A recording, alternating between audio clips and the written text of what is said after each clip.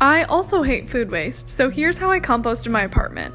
I keep all my food scraps in the freezer. That way I don't have to deal with them starting to decompose or smelling bad in my kitchen. My local Target actually has a compost drop-off, so once I have filled up my freezer with my food scraps, I move them into this reusable bag and bring them there. I will say I am a vegetarian and don't eat much dairy, so I never really have to worry about separating those things out of my food scraps. Always make sure what your local compost drop-offs accept. Once my bag is full, I bring it to Target and drop it off in the bin. I always try to buy from Target to support this service after I do a drop-off. You can also look for compost drop-off areas on sharewaste.com. You put in your zip code and it'll show you individuals or farms that are accepting compost drop-offs. I also have a whole blog post about my experience composting in college, so I'll link that in my bio. How to compost. First of all, why do we compost? Because it returns nutrients back to the soil and stops harmful methane gas from being produced in landfills. You can compost just about anything. In my opinion, you have 3 options for composting. 1. Do it yourself. We use the secondhand ice bucket as our collective bin and take it out to our compost tumbler once a week. 2. You might have curbside green bins that also allow compost. And 3rd, you can drop off your compost at a community garden, local compost facility, and I just learned that even Whole Foods and Target have compost drop-offs. So I hope this helps all of you who want to learn. Here are 3 ways that you can compost your food scraps at home.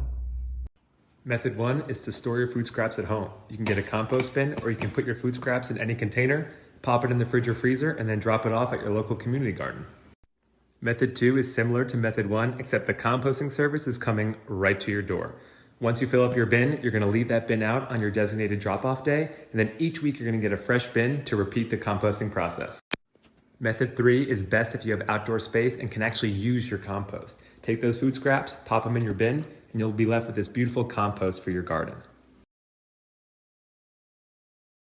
Let's talk about composting. I keep my compost bin in my freezer so that it doesn't start to smell, and once it's full, I take it out to the compost pile. We don't have a very high-tech setup, it's basically just a pile of dirt. I dump the compost in and I make sure to turn the dirt as much as possible. Even the tiny pieces of fruits and vegetables that are left inside the bin are nutrient dense and you can use them to water your plants, so nothing goes to waste. One of my favorite things about composting is that it's a closed-loop system. We use our food scraps to make nutrient-dense soil, which in turn allows us to grow more healthy food in that soil. And of course, any waste left over from that plant goes right back into the compost. Composting allows us to reduce our waste while also creating this abundance. Let's talk composting worms. I keep my food scraps in the freezer for freshness. And I actually have 2 bins of worms right now. 1, 2. They are really easy to take care of. When it's time to feed, I just start digging until I find them. There they are. They do well with fruit and veggie scraps, which I collect while I'm cooking. Strawberries are some of their favorites. I dump the scraps into containers and cover it up. It does not smell at all.